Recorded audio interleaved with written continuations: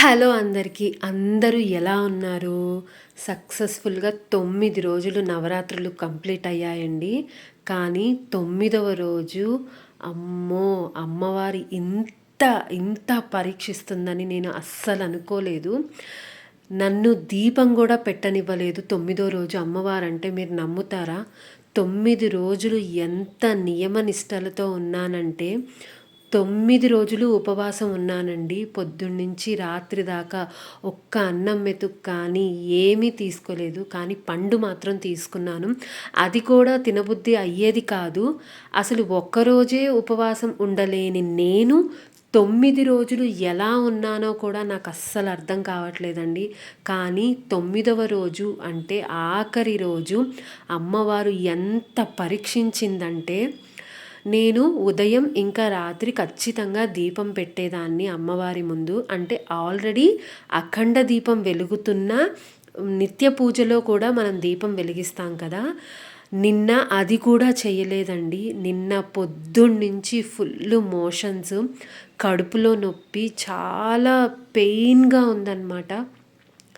ఎలాగోలా లేచాను. లేచి చక్కగా స్నానం చేసుకొని గడపకి పసుపు కుంకాలు పెట్టుకున్నాను. ఎక్కువసేపు ముగ్గు వెయ్యలేకపోయినా ఏదో చిన్న ముగ్గు వేసుకున్నాను. పూజ చేసుకుందాం అని రెడీ అయ్యేలోపు మళ్ళీ స్టమక్ పెయిన్, మళ్ళీ మోషన్‌కి వెళ్ళాల్సొచ్చింది. మళ్ళీ స్నానం చేసి మళ్ళీ వచ్చాను. ఇంకా కడుపులో నొప్పి.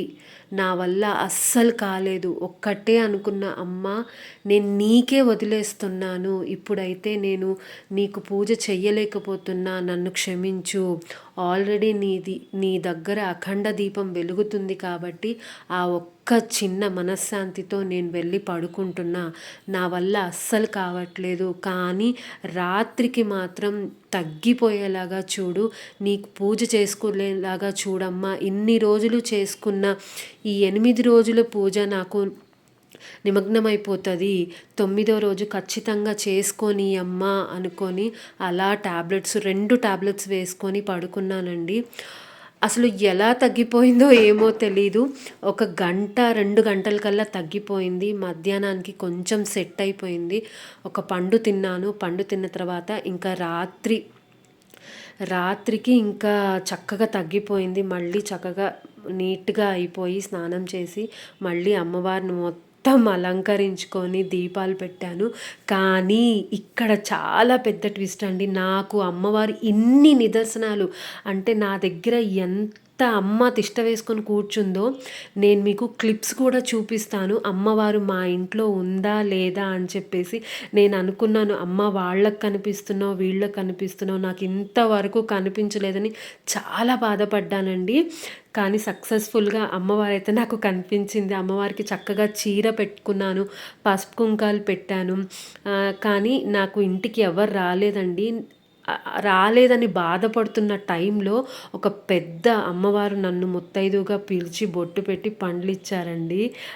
చాలా సంతోషం అనిపించింది. అంటే నా ఇంటికి ఎవరు రాకపోయినా నన్నే ఒక అమ్మవారు ముత్తైదువుగా పిలిచిందా అని చెప్పేసి. అందులోనే నేను కొత్త ఇంటికి వెళ్ళానని తెలుసు. అక్కడ ఇంకా ఎవ్వరూ పరిచయం కాలేదు. ఆమె నన్ను పిలిచి పసుపు కుంకాలు ఇంకా పండ్లు. అసలు నిన్న పొద్దున నేను మార్కెట్కి వెళ్ళినప్పుడు మరవం కొందామని చాలా అనుకున్నానండి. అక్కడ ఒక్కటే ఉంది. ఈలోపు నేను వేరే పూలు తీసుకునే లోపు ఆ మరవము వేరే వాళ్ళు తీసేసుకున్నారు. అయ్యో! చాలా అంటే చాలా ఫీల్ అయ్యాను. అనుకోకుండా నిన్న రాత్రి నన్ను ముత్తైదువుగా పిలిచిన వాళ్ళు మరవం ఇచ్చారు.